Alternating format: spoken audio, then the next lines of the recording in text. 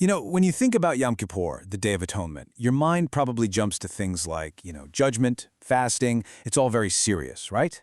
But what if there's a whole other story hidden just beneath the surface? A story that's not just about what we did wrong, but about the why we even try to do what's right. So let's dig into that. At its core, Yom Kippur really makes us ask a pretty fundamental question, not just about our relationship with God, but with ourselves, too. Is this day driven by fear, the fear of judgment? Or is it actually, deep down, a day about reconnecting, about reaffirming a bond of love? And believe it or not, the answer is kind of hidden in plain sight, inside one of the most ancient rituals. Okay, so the sources we're diving into here, they basically lay out two completely different ways to approach this. Two paths, you could say, that really define our spiritual lives. Path number one is all about fear and awe. And path number two, well, that one comes from a totally different place, deep love and connection. All right, let's break these two down. On one side, you've got yira. Think of this as awe or even fear. It's when you do things because you feel like you have to, because of rules, obligations, a sense of judgment. Then, on the other side, you have ahava. This is all about love and connection. It's not external, it comes from the inside. It's that desire to be close. It's not about the rules, it's about the relationship.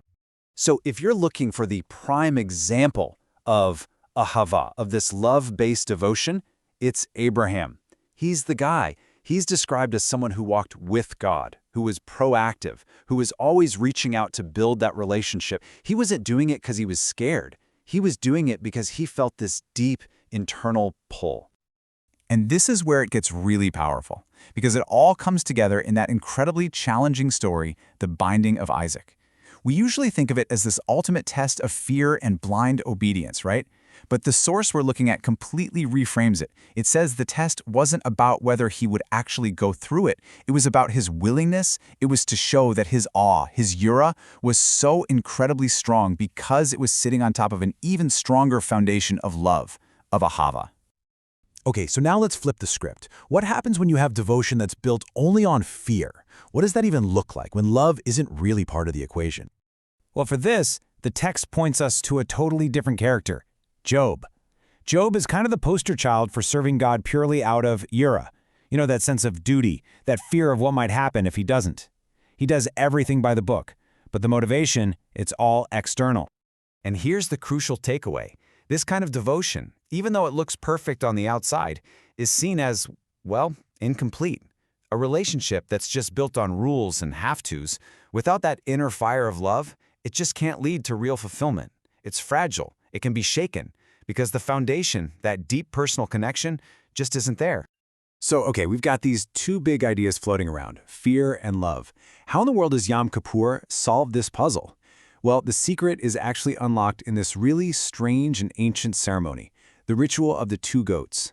Yeah, we're talking about the famous scapegoat. All right, let's just walk through how this works super quick. First, they bring two goats that are, identical.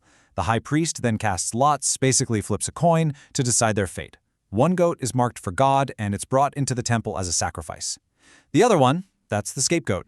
It's marked for Azazel and is sent off way out into the desert, supposedly carrying everyone's sins with it. But what does that actually mean? See, the scapegoat isn't just a clever way to get rid of sins. It's a symbol for something way, way deeper. It represents casting out a whole type of devotion, specifically devotion that's based on fear and fear alone, a service that's missing that inner core of love. The ritual is basically saying, this path, it leads to a dead end. It just consumes itself and has to be sent away. And this is the absolute key to the whole thing. You got to get this. According to the law, these two things, the goat offered to God and the scapegoat being sent away, they had to happen at the exact same time. That's not a coincidence. That's the entire point of the ceremony. So, picture this. At the very same moment that the connection of love is being brought into the most holy place, the path of fear without love is being totally canceled out and kicked out. It's like a live-action play showing love winning. It's this powerful statement that says, yeah, awe is important, but it has to be built on a foundation of real connection.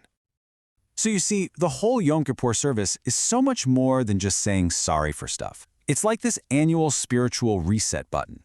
It's designed to point us back to what should be the main and, frankly, the more powerful reason for everything we do.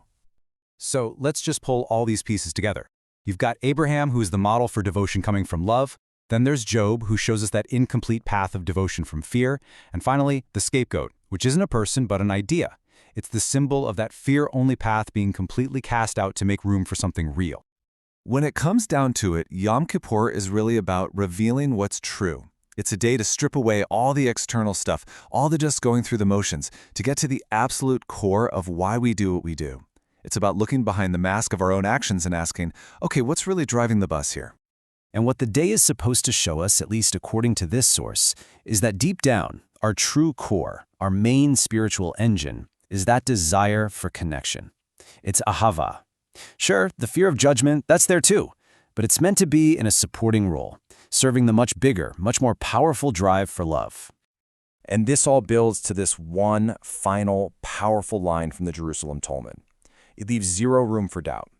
It directly compares the person motivated by fear, like Job, to the person motivated by love, like Abraham. And it says, quote, "The most beloved of all is the devotee of love, like Abraham." So what this all suggests is that maybe Yom Kippur is less about a day of judgment that we should be afraid of, and more of a day of rediscovery that we should embrace. And it leaves all of us with a really big question, one that goes way beyond just this one day. When you strip it all back, what's really motivating you? Is it fear or is it love?